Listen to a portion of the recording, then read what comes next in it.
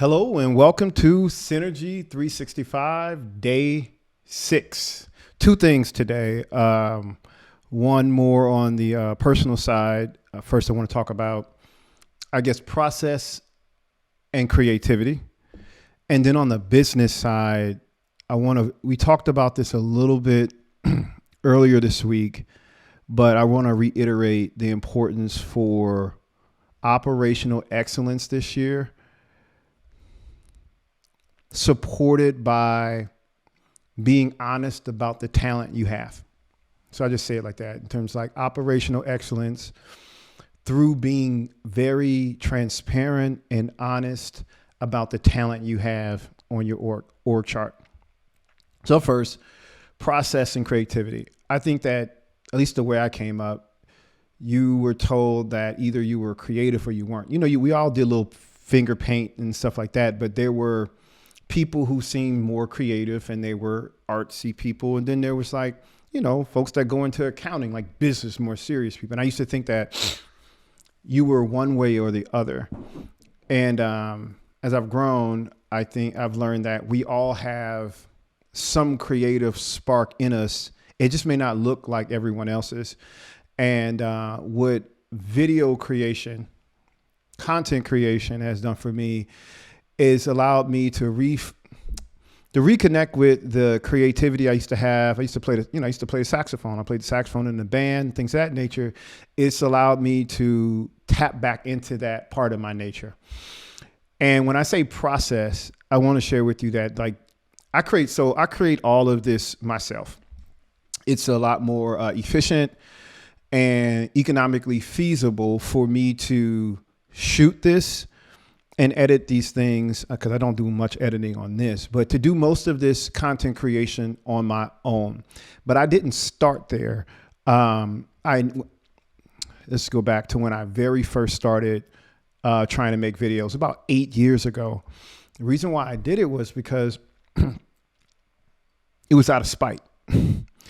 I was doing webinars for a webinar group. And they were charging people $500-$600 to come to my webinars. All right. So I was only making $600 per webinar. And this is when I first started, that kind of thing, right? And so I go to them after I had filled up a webinar with 40 people.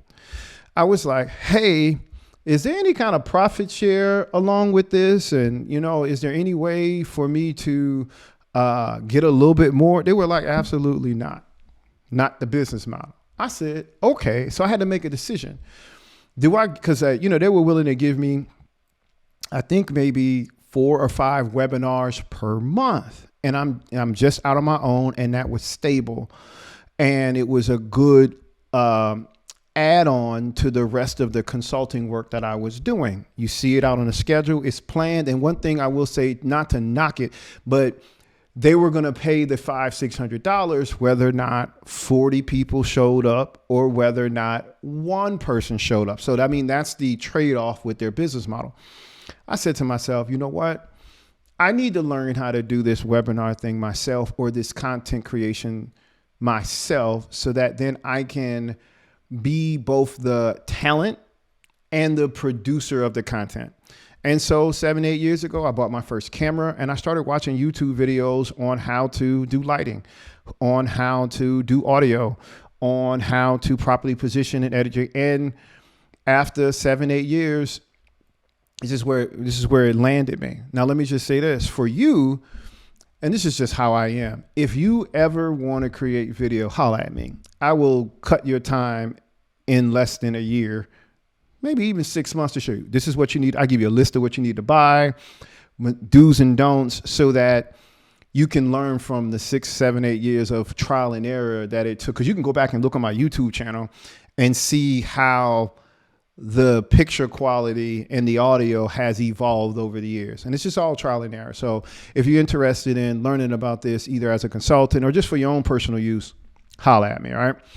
All right. So back to the second point around business, operational excellence, and your talent being one of the most important pieces to that. earlier this week, I talked about Lex Friedman's podcast and how he had interviewed Jeff Bezos. And I mentioned one of the things I took away from that interview was that he requires his managers, when they're presenting a new initiative, to create a 6-page document that takes what's in their head and puts it in a document and essentially defends it, right? And I was thinking about, I know to someone that when do I have time?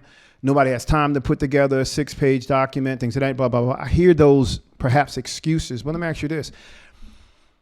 Think about how much money we can save on the front end and how much disappointment we can avoid if we made individuals substantiate their presumptions and assumptions in front of everyone, so that when we decide to go in a particular direction, we all know why we did it, and we've made everyone get in the habit of having to substantiate what's in their heads.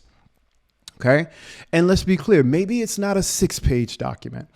Maybe it's just, how about just a 1-page document, 3-4 paragraphs in some kind of format where your marketing person communicates how they're going to achieve their portion of the strategic plan, your lending officer communicating how they're going to achieve their portion of the strategic plan, your CFO, and so on, everybody around the table. And then everyone discusses their presumptions and assumptions, so that when we're looking at our strategic plan, and then we're also looking at our operational plan, we're all on the same page about where we're going. We've discussed the pros and cons. We've discussed the risks and reward associated with each potential action, and then we move forward. I think that as we go into the second week of January, there's still a lot of time for us to look at our current strategies and recalibrate if needed. I mean, you have your numbers already. If your membership growth last year, take away indirect, is somewhere between 0 and 1%, why? How much did you allocate to your marketing department? And you have that same allocation this year.